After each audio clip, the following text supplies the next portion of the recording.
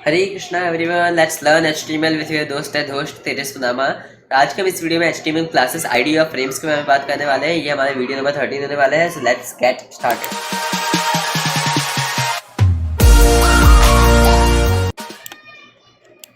Yes, तो अगर अभी तक आपने हमारी प्लेलिस्ट एसेस नहीं की है ये वाली, तो प्लेलिस्ट एसेस कर दीजिएगा आप यहाँ पे और इसको सेव कर लीजिएगा, बिकॉज यहाँ पे बहुत सारी वीडियोस आने वाली हैं। अगर आपने नहीं देखी तो आप बहुत कुछ मिस कर रहे हैं शायद एचटीएमएल में। शायद आपको पहले आता हो, हमारा वीडियोस देख के आपको थोड़ा बहुत और पता ही लगेगा यहाँ पे। लेट्स गेट स्टार्टेड बिना किसी टाइम वेस्ट किए। तो आज के हमारा टॉपिक है क्लासेस आईडी ऑफ फ्रेम्स है। सबसे पहले बात करें हम क्लासेस। What is classes? इस चीज़ से हम ऑलरेडी फेमिलियर हैं, इसके बारे में हमने बात भी की। VS कोड का शॉर्टकट है। अगर आप कोई भी एलिमेंट के बाद डॉट लगाएंगे, उसके बाद उसका नाम लिखेंगे तो की क्लास कार इस तरीके से आ जाएगी।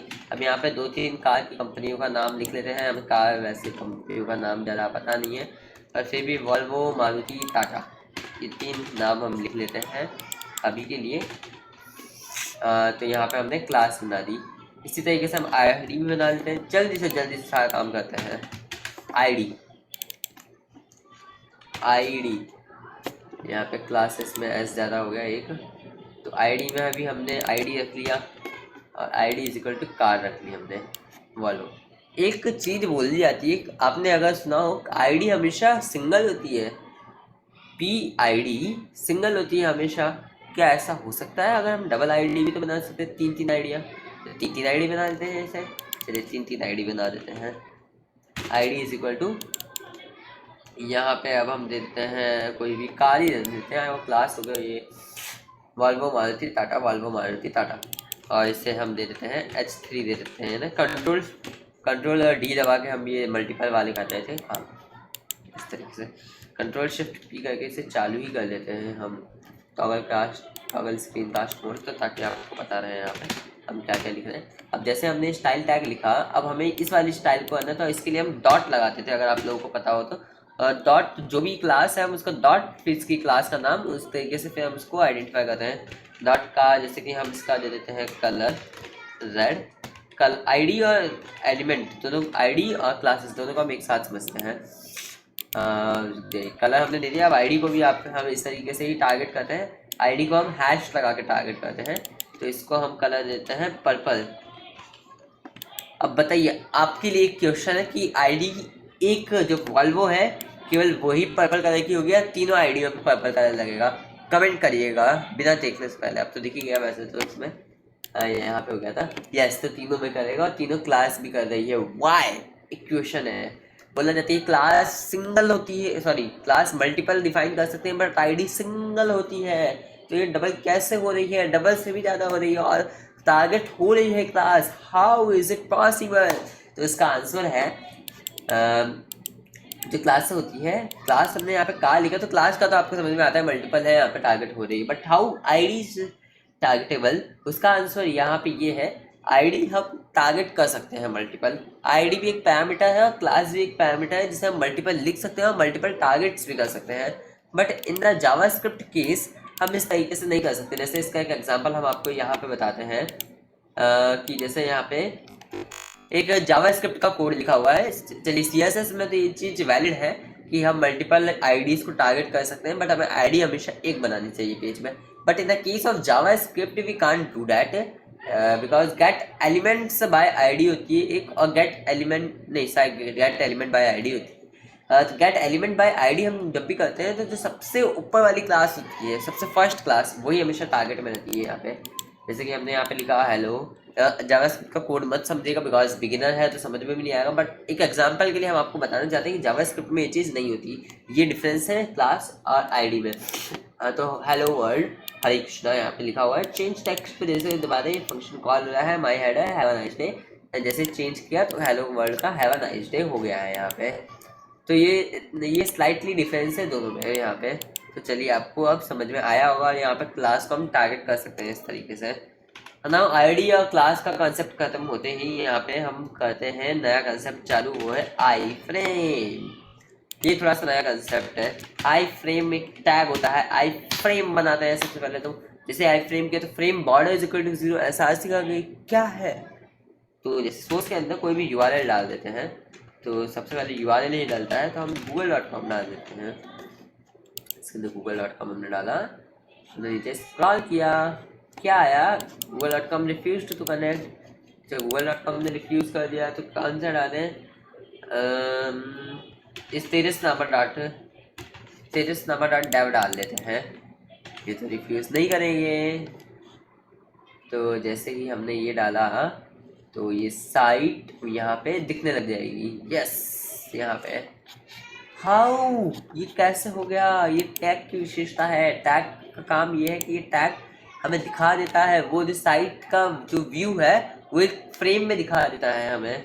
यस सर, और इसमें हम विथ हाइट सेट कर लेते सकते हैं, बिल्कुल।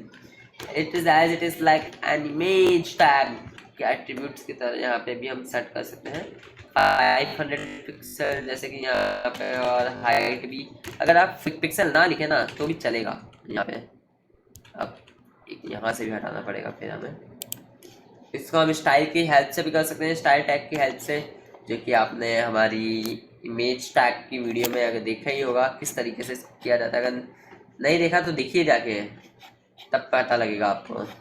इस तरीके से यहाँ पे ये सारी चीज़ें हम कर सकते हैं। यहाँ पे 1000 भी दे सकते हैं, या तो फिर अगर हम 100% देना चाहें तो 100% भी दे सकते हैं, और यहाँ पे भी 100% दे सकते हैं, तो यहाँ पे 100% ले लेगी यहाँ पे। तो इस तरीके से हम आई फ्रेम, क्लासेस और आईडी को डिफाइन कर सकते हैं, और ये होते हैं इन तीनों के मतलब। तो now let's go through the documentation. Documentation क्या कहती है इसके बारे में, और डॉक्यूमेंटेशन का क्या कहना है। तो कुछ पॉइंट्स हम मिस कर गए हैं, तो वो सारे पॉइंट्स भी इसमें लिख रहे हैं। यहाँ पे एट्रीब्यूट्स है, तो कुछ एग्जांपल इसमें दिए हुए हैं। जैसे सिटी को टारगेट किया हुआ है यहाँ पे, तो सिटी का यहाँ पे स्टाइल्स दी हुई है इस तरीके से, ये सिटी टारगेट होती है सारी। माई इंपॉर्टेंट हेडिंग है यहाँ पे, ये भी नोट स्पैन बनाया हुआ है, नोट की क्लास दी है, फॉन्ट साइज 120%, तो यहाँ पे ये काम भी हो रहा है।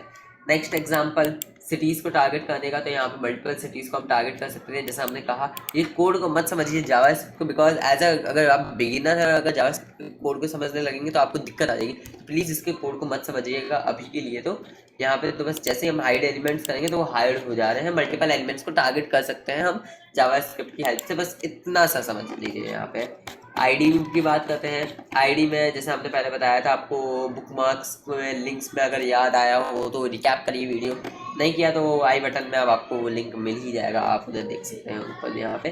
तो difference between class and ID दिया हुआ है इसमें। Class name can be used by multiple HTML elements while an ID name must only be used by one HTML element with the page.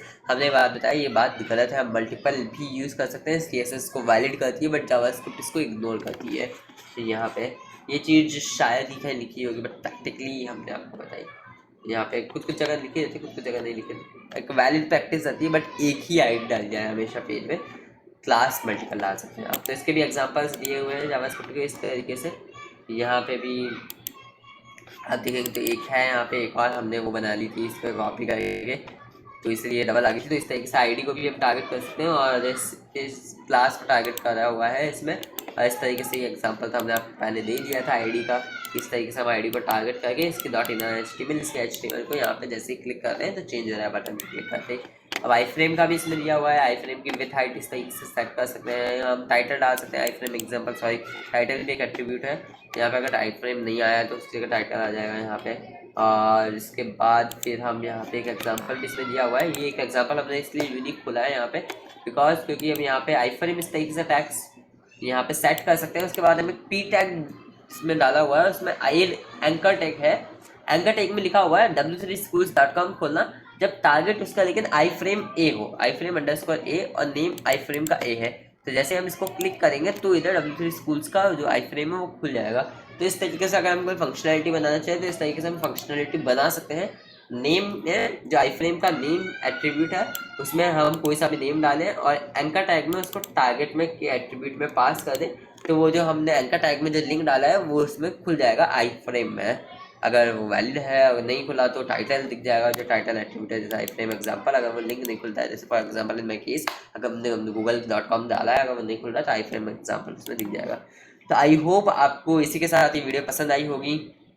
तो इसी के साथ हम मिलते हैं अगली अपनी नेक्स्ट वीडियो में। तो अपना ध्यान रखिएगा, टेक केयर, हरे कृष्णा।